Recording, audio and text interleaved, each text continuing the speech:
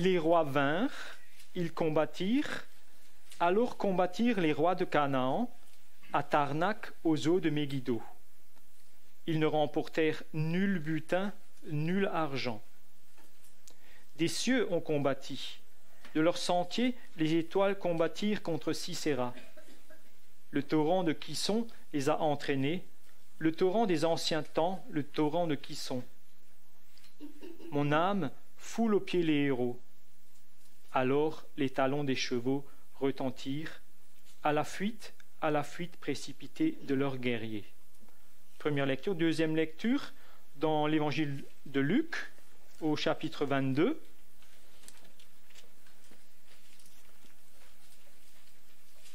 Luc 22, verset 39 à 46.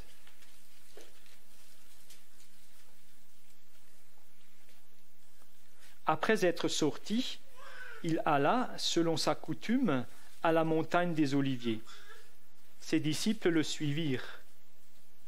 Lorsqu'il fut arrivé dans ce lieu, il leur dit : « Priez, afin que vous ne tombiez pas en tentation. » Puis il s'éloigna d'eux à la distance d'environ 1 jet de pierre, et s'étant mis à genoux, il pria, disant : « Père, si tu voulais éloigner de moi cette coupe, toutefois, que ma volonté ne se fasse pas, mais la tienne. » Alors un ange lui apparut du ciel pour le fortifier. Étant en agonie, il priait plus instamment, et sa sueur devint comme des grumeaux de sang qui tombaient à terre. Après avoir prié, il se leva et vint vers les disciples qu'il trouva endormis de tristesse, et il leur dit : « Pourquoi dormez-vous ?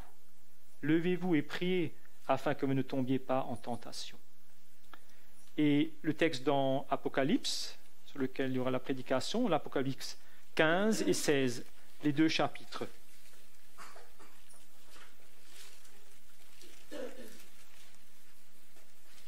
En entier.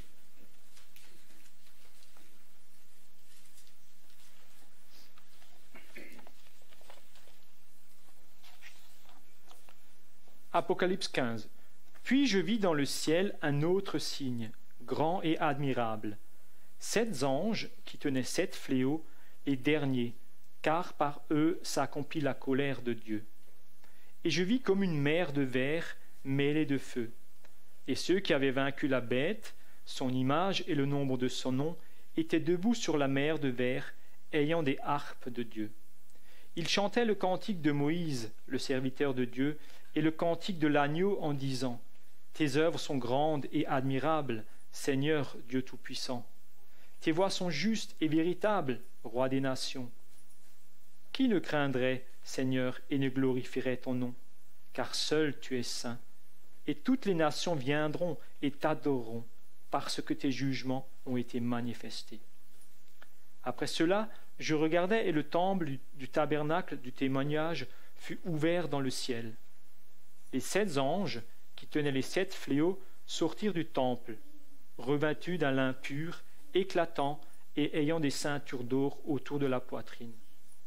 L'un des 4 êtres vivants donna aux 7 anges 7 coupes d'or, pleines de la colère du Dieu qui vit au siècle des siècles.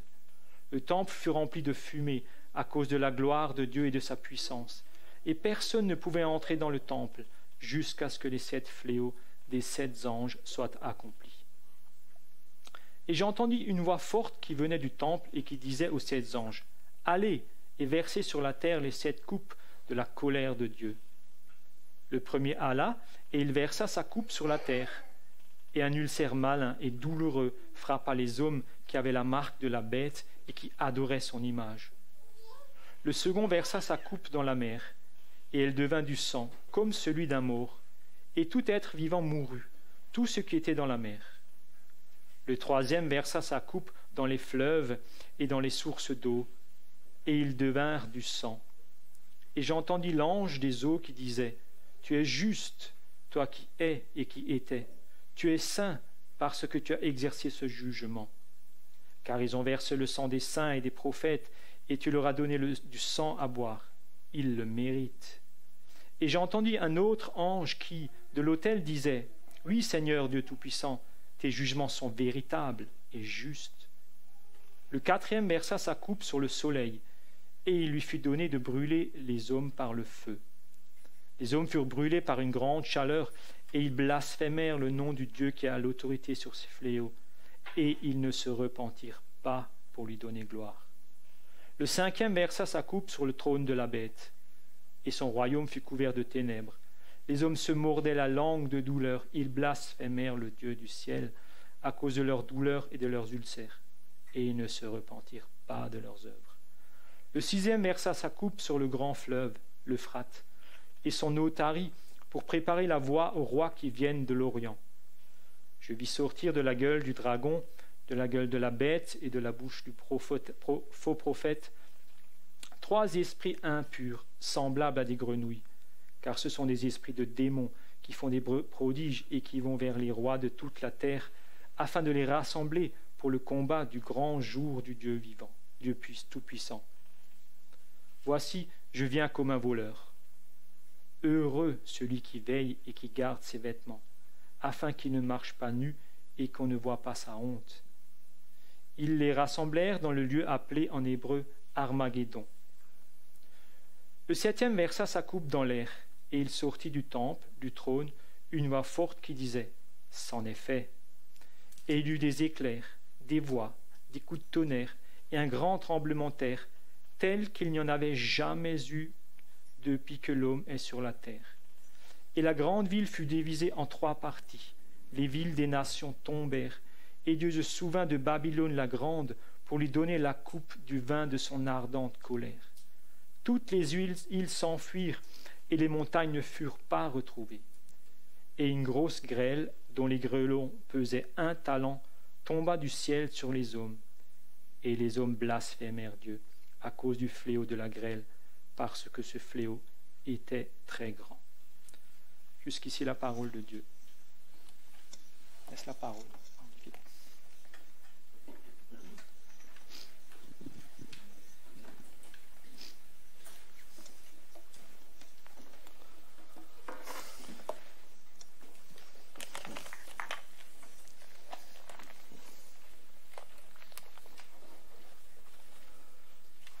Alors, je vous invite à garder votre Bible ouverte sur ces 2 chapitres de l'Apocalypse qui viennent d'être lus.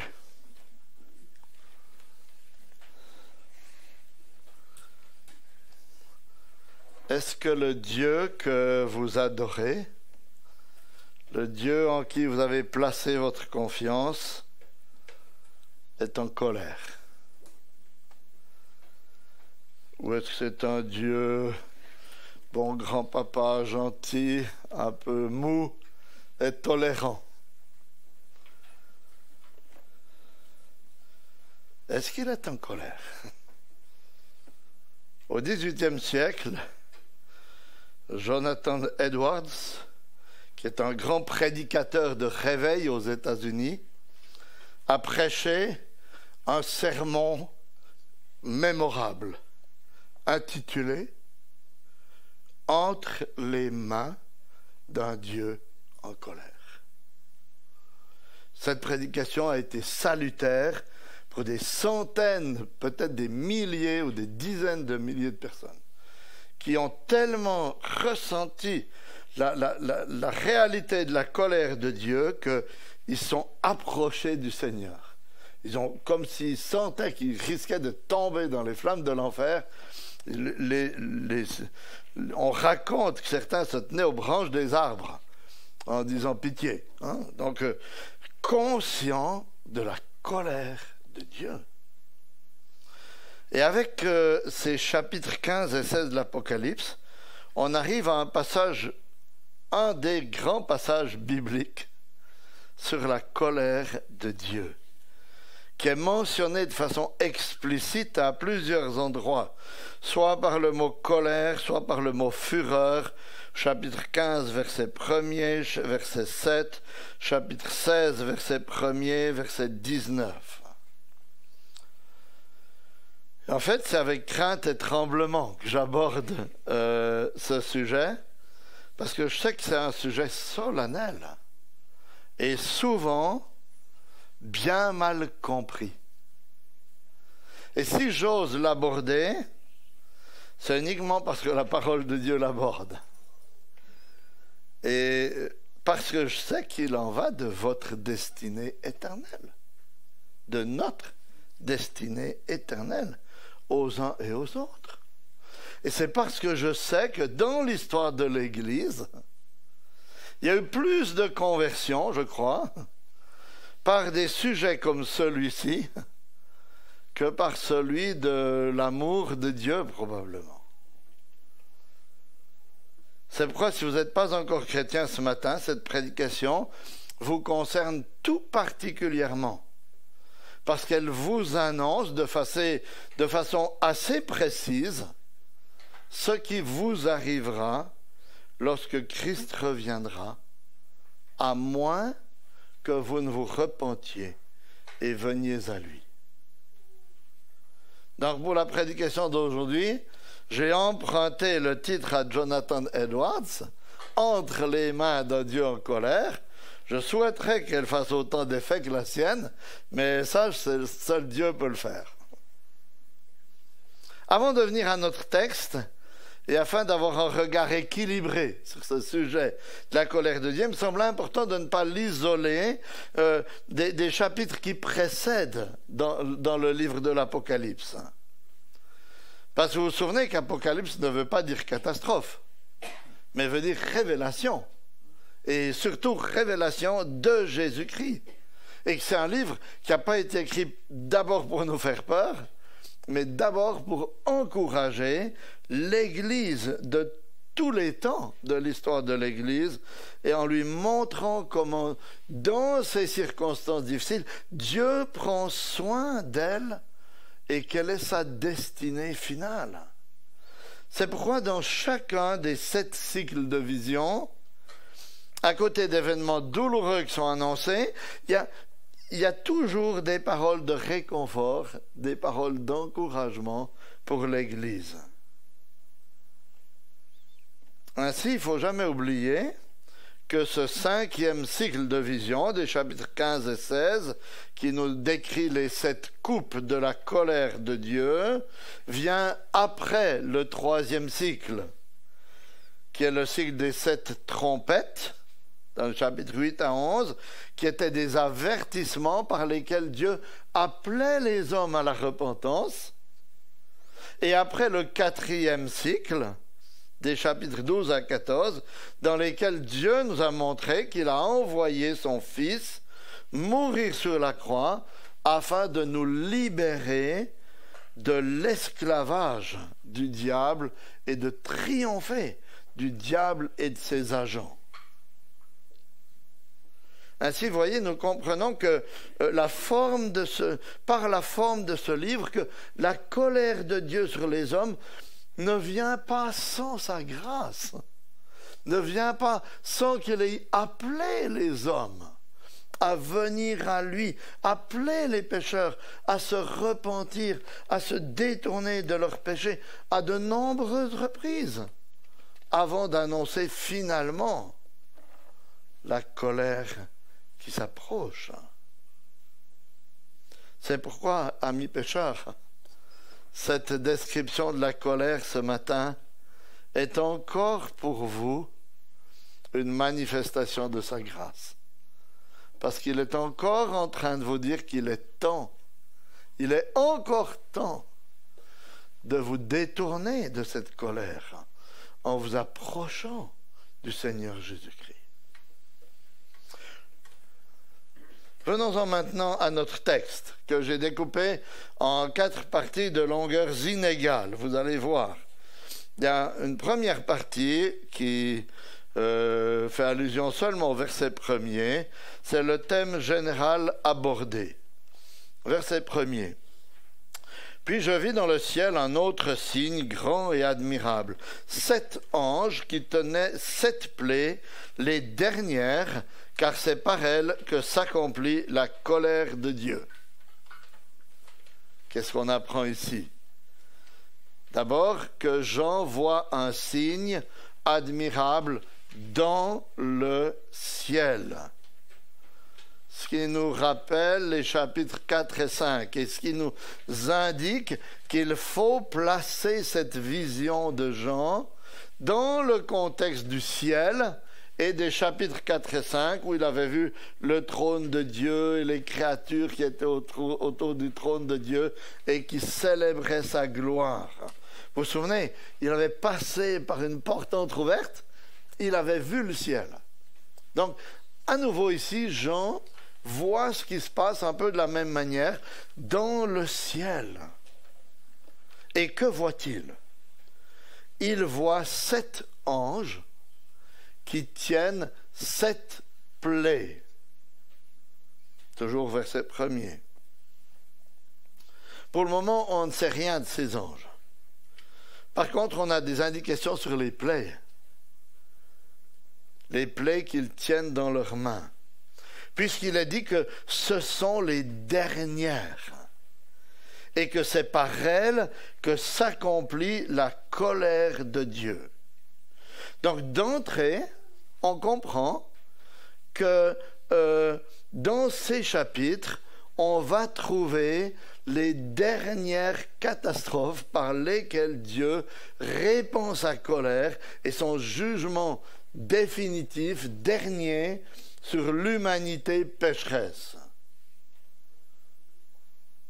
Parce que quand on dit « c'est les dernières », c'est un peu comme quand vous dites à vos enfants « c'est le dernier avertissement ».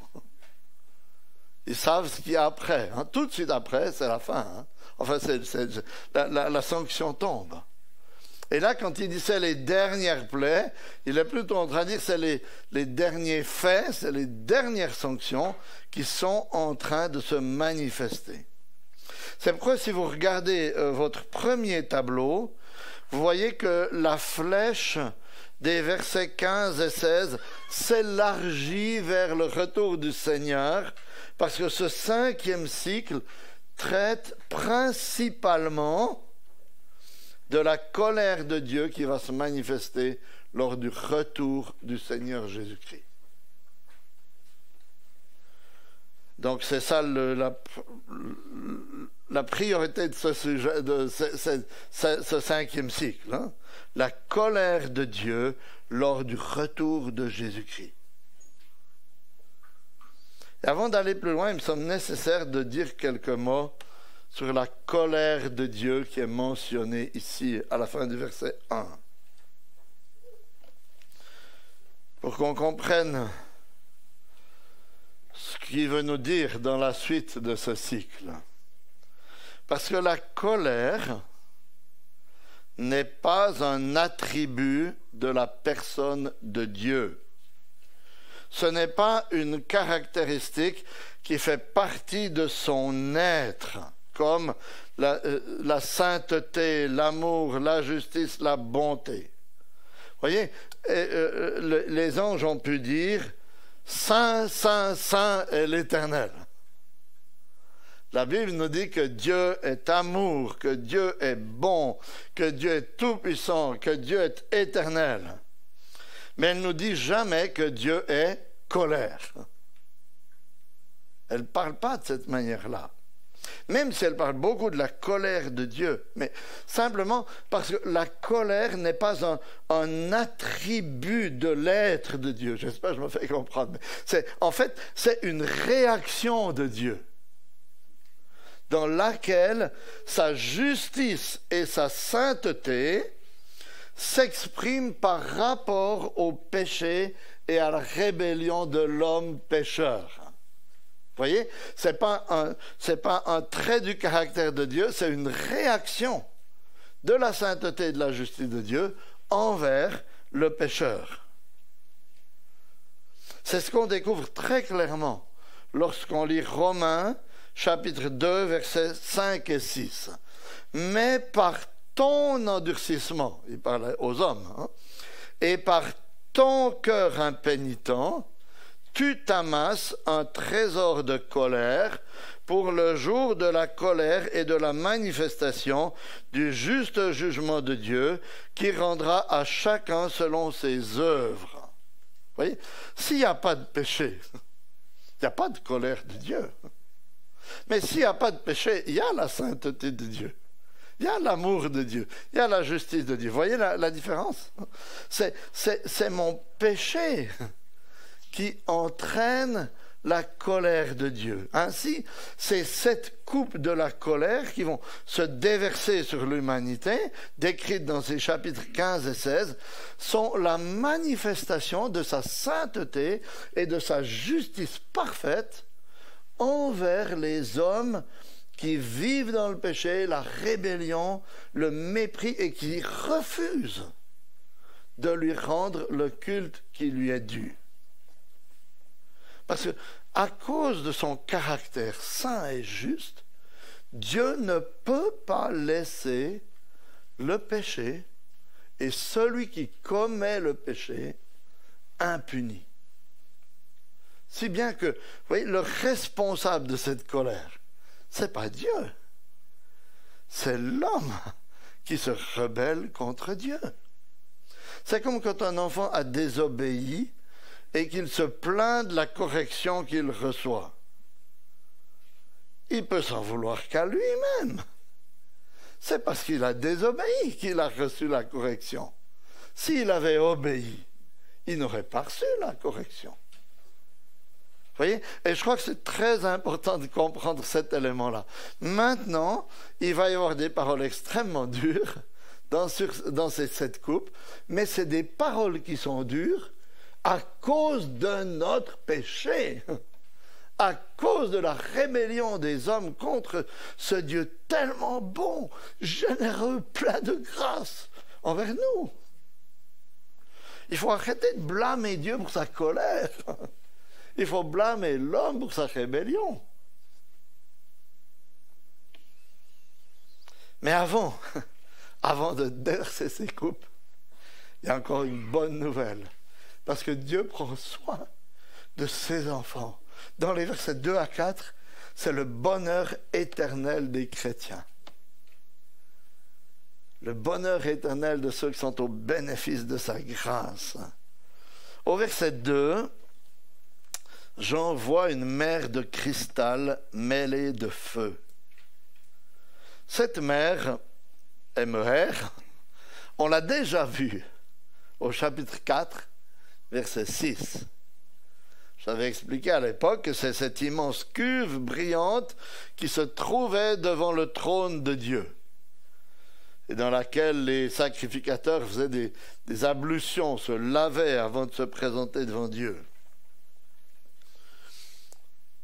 Et elle était présentée comme une mer de cristal, hein? Un truc rond et tout plat et brillant, j'imagine. Et que voit-il sur cette mer?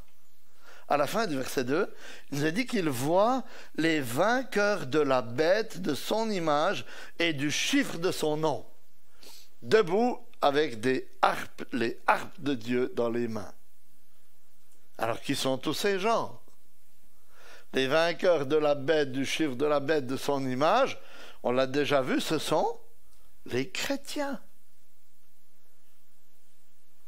C'est l'ensemble de tous ceux que Christ a rachetés, qui ont le nom de Dieu, et non pas celui de la bête, écrit sur leur front, qui sont habités par l'Esprit de Dieu. C'est l'Église fidèle, c'est vous et moi, si vous avez placé votre confiance en Christ. Et s'ils sont là devant Dieu, c'est parce qu'ils sont en sécurité. Et c'est extraordinaire de voir comment Dieu, vous voyez, prend soin d'encourager son Église en lui montrant sa sécurité devant le trône de Dieu, juste avant de déverser sa colère sur ce monde impie. Vous voyez, il anticipe, on pourrait dire, nos craintes. S'il avait décrit les 7 copies juste à la fin, il nous réconfortait un peu, il y avait de quoi être angoissé. Mais il commence en montrant combien son Église est en sécurité. Et que font tous ces gens? Ils chantent le cantique de Moïse et le cantique de l'agneau. Alors le cantique de Moïse, on l'a lu tout à l'heure, dans Exode au chapitre 15, et le cantique de l'agneau, on a les paroles qui nous sont données, j'imagine, dans les versets 3 et 4 ici. Regardez, on va relire ces versets. Il chante le cantique de Moïse, le serviteur de Dieu, et le cantique de l'agneau. Et voilà les paroles. Tes œuvres sont grandes et admirables, Seigneur Dieu Tout-Puissant. Tes voies sont justes et véritables, Roi des nations. Seigneur, qui ne craindrait et ne glorifierait ton nom? Car seul tu es saint, et toutes les nations viendront et se prosterneront devant toi, parce que ta justice a été manifestée. Qu'est-ce qu'on découvre par ces paroles? Que les rachetés, les chrétiens, adorent Dieu pour ce qu'il est, pour son caractère tout-puissant, Roi des nations, saint, et particulièrement parce que sa justice a été manifestée et que tout homme devra plier le genou devant lui. C'est ce qui est dit à la fin du verset, fin du verset 4. On a parfois un peu de peine à comprendre ça en tant que chrétien, parce qu'on est peut-être un peu sentimentaux. Mais la manifestation de la justice de Dieu, de son jugement et de sa colère sur les incroyants, est quelque chose qui doit nous amener à chanter, c'est-à-dire à le louer, à l'adorer.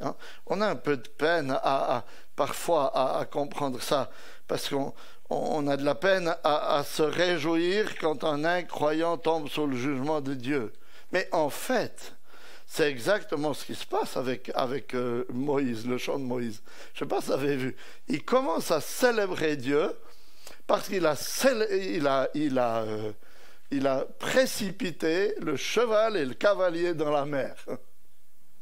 C'est plutôt, je ne veux pas dire que c'est cruel, mais il loue Dieu parce que sa justice s'est manifestée envers ses ennemis. Et c'est exactement ce qu'on a dans ces paroles ici, vous voyez. C'est pas d'abord une louange pour notre salut, c'est une louange parce que Dieu est juste et il manifeste sa justice par son jugement ou dans son jugement. C'est aussi ce que Paul dit dans 2 Thessaloniciens 1, verset 6. Écoutez, je cite.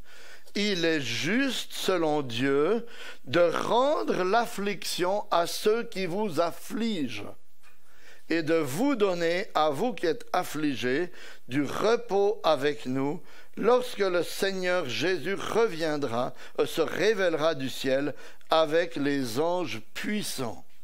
Je suis en train de dire, il y a un jour où Dieu va faire le total de l'addition.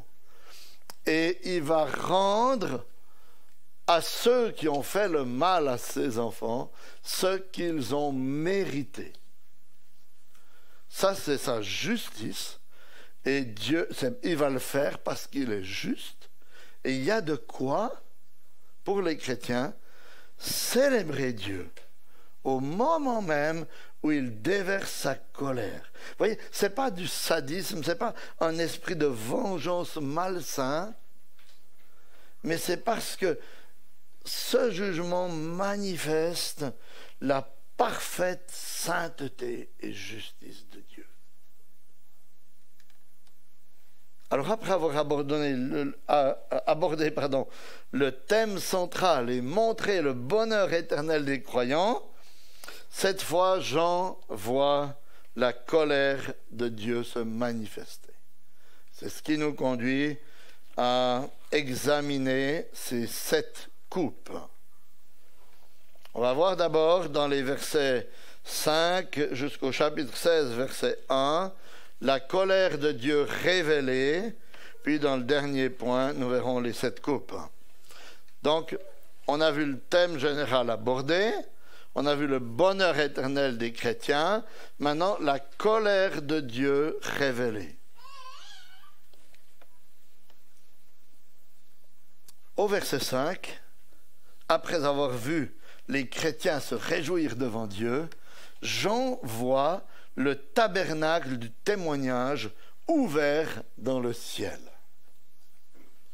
Contrairement au tabernacle terrestre dans l'Ancien Testament, qui était fermé, où l'accès au trône de Dieu, à l'Arche de l'Alliance, était fermé par un voile épais, ici, Jean voit le tabernacle ouvert.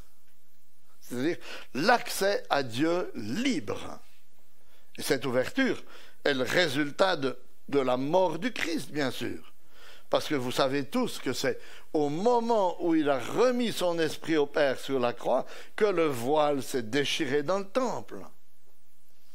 Et cette ouverture est une bonne nouvelle pour tous ceux qui sont en Christ, parce qu'elle démontre que nous avons un libre accès à Dieu. Mais nous constatons dans ces versets que c'est une extrêmement mauvaise nouvelle pour tous ceux qui ont rejeté Christ. Pourquoi? Verset 6. Parce que c'est du sanctuaire, c'est du trône de Dieu, du lieu très saint où se trouve le trône de Dieu, que sortent les anges pour recevoir les coupes de la fureur. Les 7 anges qui tenaient les 7 plaies sortirent du sanctuaire. Donc, vous voyez, c'est comme si c'était envoyé par Dieu. Ils sont revêtus de lin pur éclatant et portent des ceintures d'or à la poitrine. C'est une description de l'habillement que les sacrificateurs pouvaient avoir, ou les souverains sacrificateurs. Donc c'est des serviteurs de Dieu qui sont envoyés avec ces coupes, ces 7 coupes, des plaies de Dieu. Ça, c'est une extrêmement mauvaise nouvelle si vous avez rejeté l'Éternel, parce que c'est lui qui envoie ses messagers. La deuxième mauvaise nouvelle, c'est que c'est aussi du sanctuaire, au chapitre 16, verset 1, qu'une voix forte se fait entendre et qu'elle envoie, qu'elle commande aux anges de partir et de déverser leur coupe. Regardez verset 1er du chapitre 16. J'entendis une voix forte qui venait du sanctuaire et qui disait aux anges, allez verser sur la terre les 7 coupes de la fureur de Dieu. Ainsi, vous voyez, nous devons comprendre que lors du jugement dernier, cette colère sur les incroyants vient bien de Dieu lui-même, dont il est dit dans sa parole souvent qu'il est lent à la colère et riche en bonté. C'est-à-dire qu'il est patient, il est bon, il est miséricordieux. C'est pourquoi le monde existe encore aujourd'hui, malgré sa rébellion. Mais ici, il nous montre que la patience de Dieu a des limites. Et qu'un jour, il dira aux pécheurs rebelles, c'est fini, c'est trop tard. Et je crois que c'est ce que nous enseigne le sanctuaire rempli de fumée à cause de la gloire et de la puissance de Dieu, tel qu'il est décrit à la fin du verset 8, quand il nous est dit que personne ne pouvait entrer dans le sanctuaire. C'est-à-dire, au moment où les coupes se déversent, c'est trop tard. De se dire, je veux vite encore aller me réfugier. Aujourd'hui, c'est un jour de grâce. Mais au moment où les coupes de la colère de Dieu se déversent, c'est trop tard. Il n'y a plus de grâce possible.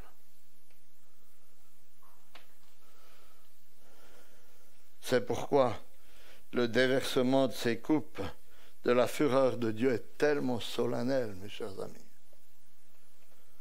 Et on arrive à notre dernier point, qui sera le plus long, bien sûr, puisqu'il y a 7 coupes quand même. Hein?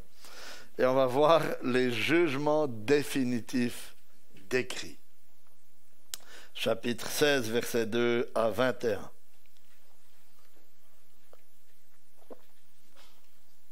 Il y a 7 coupes, comme il y avait 7 églises, comme il y avait 7 sceaux, comme il y avait 7 trompettes.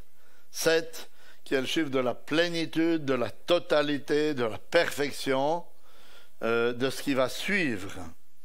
Et ces 7 coupes se divisent tout naturellement en 2 parties. Comme on a déjà vu avec les 7 sceaux et avec les 7 trompettes, il y a tout d'abord les 4 premières qui forment un tout, et puis il y a les 3 dernières.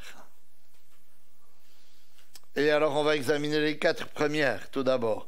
Les 4 premières coupes se déversent sur différents éléments de la nature. Au verset 1er, il est dit, au verset 2, qu'elle se déverse sur la terre, au verset 3 sur la mer, au verset 4 à 6 sur les fleuves et les rivières, au verset 8 et 9 sur le soleil. Et si vous avez bonne mémoire, vous constatez qu'elle frappe les mêmes éléments que les 4 premières trompettes, au chapitre 8, versets 7 à 12. Mais ici, il y a 2 grandes différences avec les trompettes. Tout d'abord, les trompettes, qui, je vous le rappelle, faisaient référence aux divers jugements temporels, aux catastrophes naturelles que Dieu envoie parfois dans ce monde, frappaient indistinctement les chrétiens et les non-chrétiens. La grêle, elle tombe sur toutes les vies, normalement, hein, qu'on soit chrétien ou non-chrétien. Dieu pourrait nous épargner, mais en règle générale, ces catastrophes, ces jugements temporels s'abattent sur tous en même temps. Alors que les coupes ici sont déversées uniquement sur, verset 2, regardez, et je vis comme une... du chapitre 16, verset 2 du chapitre 16, excusez. Le premier parti versa sa coupe sur la terre, un ulcère malin et douloureux atteignit, écoutez, les hommes qui avaient la marque de la bête et qui se prosternaient devant son image. Les coupes de la colère ne se déversent que sur ceux qui ont la marque de la bête, c'est-à-dire elles ne se déversent pas sur les croyants. Pourquoi cette différence? C'est parce qu'il est impossible que la colère de Dieu se déverse sur les chrétiens, parce que Christ l'a déjà porté à notre place, à la croix. C'est pourquoi Paul peut dire dans 1 Thessaloniciens 1,10, Jésus qui nous délivre de la colère à venir. Ça, il est en train de parler de la colère à venir avec cette coupe. Il dit, Jésus nous délivre. Parce qu'il l'a porté dans le passé, pour nous, cette colère. La seconde différence, c'est que lors des trompettes, c'était 1/3 des éléments naturels qui étaient frappés. Pour nous faire comprendre qu'avec les trompettes, il s'agissait de jugements limités de Dieu, qui avaient pour but d'appeler encore les hommes à la repentance, de les avertir. Alors qu'avec les coupes, le résultat est définitif, total, final. Il s'agit de l'annonce des jugements ultimes de Dieu sur les hommes, sur la mer, sur les eaux douces et sur le soleil. Pour bien comprendre ce qui nous est décrit ici, il faut se souvenir que jusqu'à présent, Dieu emploie la création, les hommes, la mer, les eaux douces, le soleil. Dieu emploie la création pour révéler sa grandeur, sa bonté, sa générosité envers tous les hommes. C'est ce qu'on appelle la grâce générale. Dans Matthieu 5, 45, il est dit « Il fait lever son soleil sur les méchants et sur les bons. Et il fait pleuvoir sur les justes et sur les injustes. » La grâce générale de Dieu envers tous les hommes. Et ce qui nous est annoncé ici, avec ces 4 premières coupes, c'est que lorsque Christ reviendra, bien sûr, il rétablira toutes choses en harmonie avec Dieu pour ses enfants, mais en même temps, Dieu retirera définitivement cette grâce générale de ce monde pécheur qu'il a rejeté. Et il répandra même activement sa malédiction, sa colère sur les impies. Et en fait, vous voyez, en agissant ainsi, il ne fait que rendre ce qu'il mérite et ce qu'il désire même à ceux qui sont opposés aux enfants de Dieu, à ceux qui sont opposés aux chrétiens. Écoutez ce qu'il dit au verset 6. Car ils ont versé, peut-être au milieu du verset 5, tu es juste, toi qui es et qui étais, toi le Saint, d'avoir exercé ces jugements, car ils ont versé le sang des saints et des prophètes, et tu leur as donné du sang à boire. Ils le méritent. Et j'entendis l'autel dire, oui Seigneur Dieu Tout-Puissant, tes jugements sont véritables et justes. Il est juste de rendre à ceux qui sont opposés à Dieu et à son Église le sang qu'ils ont versé à boire, dans un sens.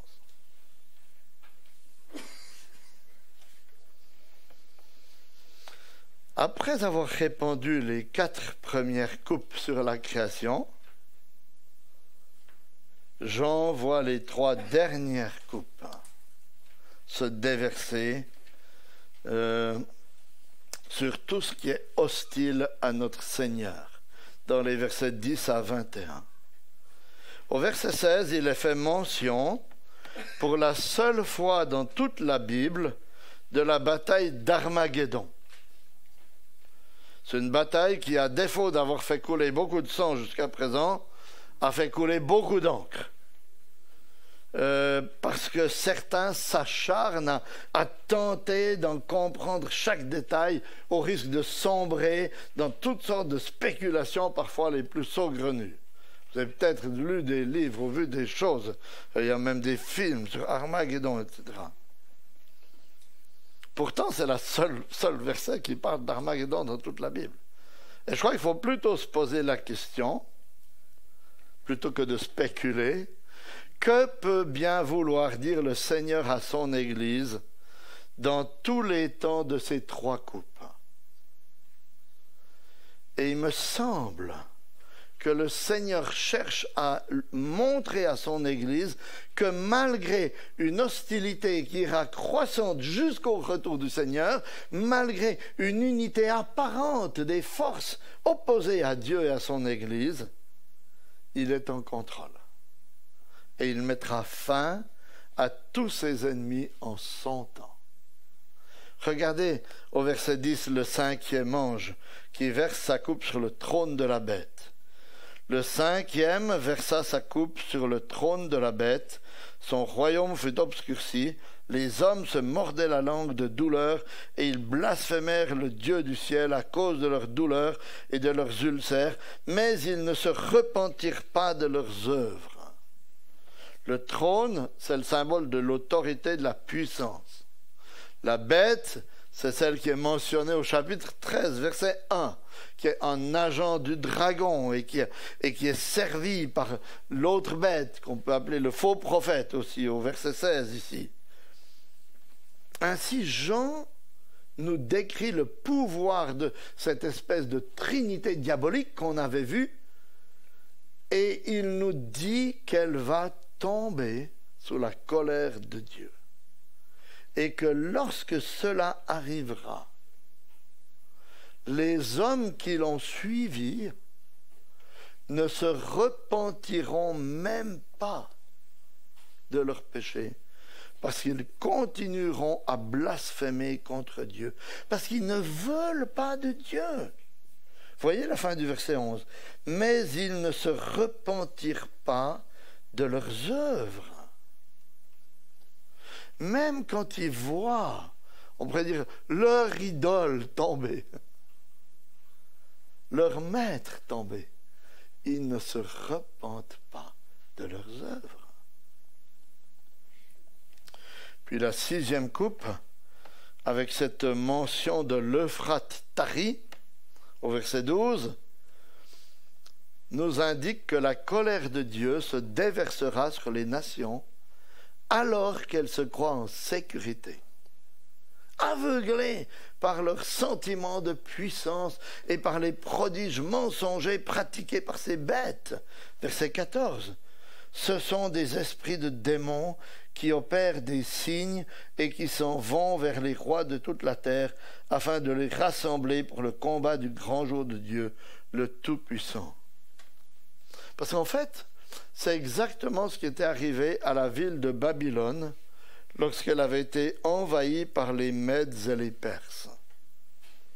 Vous vous souvenez peut-être de l'histoire dans le livre de Daniel au chapitre 5, versets 13 à 30, où il avait été appelé un soir alors qu'il y avait une main qui écrivait « Méné, Méné, Tekel et Persine », je crois, je ne sais plus, enfin sur le mur, hein, et que le roi de Babylone avait dit à Daniel « Je te donnerai le tiers ou la moitié de mon royaume, si tu arrives à interpréter ça. » Daniel lui avait dit, garde seulement ton royaume, parce qu'il va tomber. Et il était tombé cette nuit-là, le royaume des Babyloniens. Et vous savez comment est-ce qu'il était tombé? La ville de Babylone était fortifiée, et elle avait l'Euphrate qui passait au milieu, le fleuve de l'Euphrate passait au milieu de la ville. Et les Mèdes et les Perses, ils ont travaillé en amont, et ils ont détourné le fleuve de l'Euphrate, toute l'eau, et ils ont envahi la ville de Babylone en entrant avec leur armée dans le lit du fleuve. Ce qui n'était pas prévu, vous voyez, par les Babyloniens. Et en une nuit, ils sont tombés. Et c'est à ça qu'il fait référence ici. Il est en train de dire, vous croyez en sécurité, comme les Babyloniens se croyaient en sécurité. Il a suffi que le fleuve soit tari pour qu'il tombe. Est-ce qu'une telle description devrait nous inquiéter, nous, chrétiens? Non, parce que ce sera le grand jour du Dieu Tout-Puissant. Le jour où le Seigneur reviendra comme un voleur quand on ne l'attend pas, quand on crie paix, paix et sécurité. Et vous voyez, c'est dans ce contexte qu'il est fait référence à Armageddon, qui veut dire littéralement montagne de Megiddo. Montagne de Megiddo. Alors tout à coup, vous comprenez peut-être pourquoi on a lu quelque chose dans le livre des Juges, au chapitre 5, verset 19, parce que du temps de Déborah et de Barak, il y avait eu une bataille mémorable à Megiddo. Et c'était resté dans la mémoire collective que Megiddo était un champ de bataille incroyable où Dieu était intervenu en faveur de son peuple, avec des grêlons, avec toutes sortes de choses, et il avait anéanti l'armée de Sisera. Et ce qu'il est en train de nous dire ici en citant Armageddon, c'est que la dernière bataille, c'est l'appelé ici Armageddon, c'est pour que c'est la bataille de l'Éternel. C'est la bataille où l'Éternel interviendra au dernier jour pour anéantir définitivement le diable, son armée et tous les êtres qui s'opposent à lui et à son Église. Comme le montre bien la 7e coupe qui arrive. Lorsque la 7e coupe est déversée, verset 17, une forte voix sort à nouveau du sanctuaire et dit « C'en est fait, c'est fini ». Cette voix déclare l'achèvement du jugement de Dieu sur les hommes qui, malheureusement, comme on le voit jusqu'à la fin, continuent de blasphémer contre Dieu. Si bien qu'on peut dire que l'éternité en enfer, privée de la présence de Dieu, n'est que justice pour les incroyants. Parce que c'est exactement ce qu'ils ont désiré tout au long de leur vie. Vivre sans Dieu, n'est-ce pas? Et mes chers amis, ces 2 chapitres décrivent ce qui arrivera littéralement à tous les ennemis de Dieu lorsque Christ reviendra. C'est pourquoi je ne peux pas terminer cette prédication sans m'adresser à vous qui êtes encore incroyants, pour vous inviter à vous approcher de Christ, parce qu'il est le seul être humain à avoir déjà bu la coupe, ou on pourrait même dire les coupes, mais dans son cas c'est la coupe, une façon de synthétiser ces coupes, la coupe alors qu'il ne le méritait pas, parce qu'il n'avait pas péché. Vous voyez, ces coupes décrites ici sont celles auxquelles notre Seigneur Jésus pensait lorsque, à Gethsémani, dans l'angoisse, il a transpiré des grumeaux de sang et qu'il a demandé au Père s'il était possible qu'il éloigne cette coupe de lui.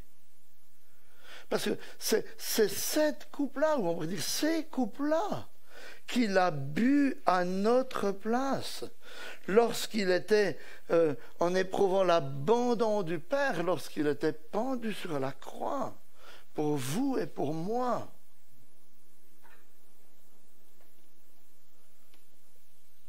Ce n'était pas une petite coupe de rien du tout, c'était les souffrances de l'enfer telles qu'elles nous sont décrites ici. Et parce que Dieu est juste, il est impossible qu'il fasse boire cette coupe 2 fois pour les mêmes péchés. Ainsi, soit c'est vous qui la boirez, parce que dans votre arrogance, vous vous présenterez vous-même seul devant Dieu, soit Christ l'a bu pour vous. Et vous n'avez plus rien à craindre. Plus rien à craindre de ces coupes de la colère et de la fureur de Dieu. Oui. Est-ce que vous mesurez l'immensité du don de Christ? L'immensité de son amour pour vous, en considérant l'ampleur de la colère qu'il a portée pour nous. Et voyez, si nous sommes chrétiens, il me semble que ce récit, malgré sa sévérité, doit nous pousser à louer, à exalter Dieu pour la perfection de sa justice, comme le font ces croyants sur la mer de cristal au début du récit. Parce que comme on vient de le découvrir, sa colère est parfaitement juste, puisqu'il rend aux incroyants ce qu'ils ont toujours désiré, vivre loin de lui pour l'éternité. Mais Christ l'a porté pour ceux qui languissent après leur péché et se sont approchés de Dieu. Alors exaltez l'Éternel. Exaltez-le pour sa justice, pour l'immensité de son amour et de sa grâce manifestée en Jésus-Christ. Amen.